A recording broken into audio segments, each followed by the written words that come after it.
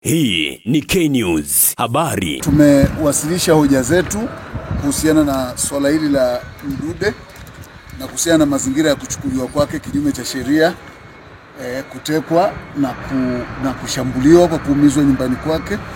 Tumetoa hoja na upande wa jamhuri wamejibu. Kwa hiyo sasa tunasubiri uamuzi ambao uamuzi unakuja tarehe 9, kwa sababu wajibu maombi 5 walijibu, mmoja hakujibu.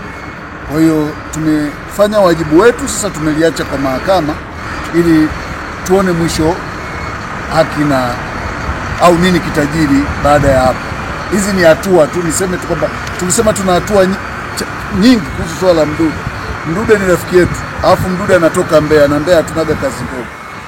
Tutakuja mahakamani, tutakwenda kwa Mungu, kushtaki kwa Mungu, lakini wakati mwingine tutatumia haki zingine za kikatiba ambazo tunaruhusiwa, zikiwemo haki za kuandamana na kutaka uwajibikaji ili wahusika wachukuliwe hatua. Haiwezekani watu wao wanakula kodi, wanapokea mishahara, alafu vitendo vya namna hii vinaendelea. Kwa hiyo hizi hapa ni rasharasha, tuko mahakamani, tusubiri, tutaanza kudondosha za masika. Asante.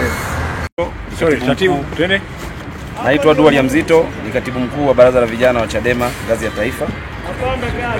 Tuko hapa mahakamani leo na tunashukuru Mungu, tulikuja kuitafuta haki ya ndugu yetu, kijana mwenzetu, kwa njia ya kisheria, ambapo tumeshuhudia mawakili wetu wakitusaidia kufanya kazi ya kitume kweli kweli, tukiwa katika wimbi kubwa ambalo dunia inasafa kuitafuta damu ya kuwasaidia watu wenye shida hospitalini na hospitali kadhaa ya nchini na duniani kote. Lakini kwenye nchi yetu kumekuwa na shida sana, damu inapotea na watu wanachukulia ni jambo la kawaida. Kwa takwimu zinavyoonyesha kwamba ukiangalia hospitali ya taifa ya Muhimbili, hospitali ya kitengo ambayo iko Mloganzila, uwezo wa kugawia watu damu kwa siku ni watu 30 mpaka 50. Lakini cha maajabu makubwa ambayo yanatokea ni kwamba watu wenye damu, kuna watu wanazitoa zile zilizoko ndani yao na zinaondoka. Kwa hiyo jambo hili tuendelee kuvitaka vyombo vya ulinzi na usalama kujua kwamba vina wajibu wa kujua kwamba watu wanaishi na wanakuwa salama wanapokuwa popote na wanapokuwa wanafanya shughuli zao.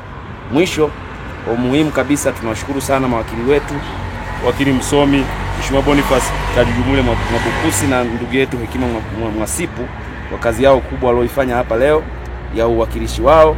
Hakika mchuano ulikuwa mkubwa, hata sisi ambao uelewa wetu kwenye sheria ni mdogo, tulijaribu kuona namna walivyokuwa wanaweza kuchuana na kufanya submission zao mahakamani. Mwisho, tutaendelea kupambana kutafuta haki ya kijana mwenzetu kwa njia yoyote ile ambayo ni halali na ambayo itasaidia sisi kumpata kijana mwenzetu. Mapambano hayatoacha na tutaendelea nayo.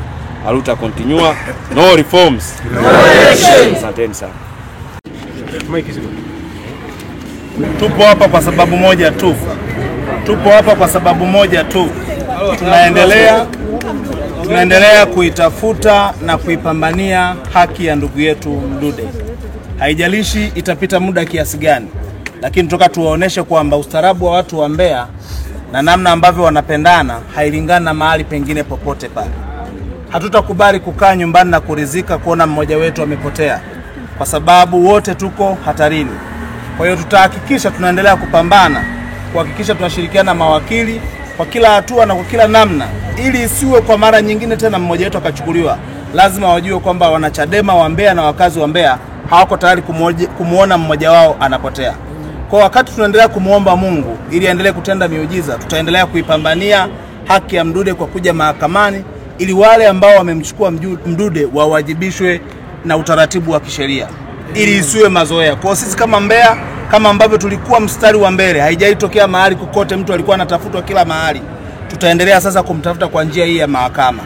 Kwa tumefika leo ni mwanzo, naomba niwaendelee kuhamasisha watu wa Mbeya, twendeni tarehe 9 tuje kwa wingi, lakini pia kuendelea kuonesha thamani ya damu.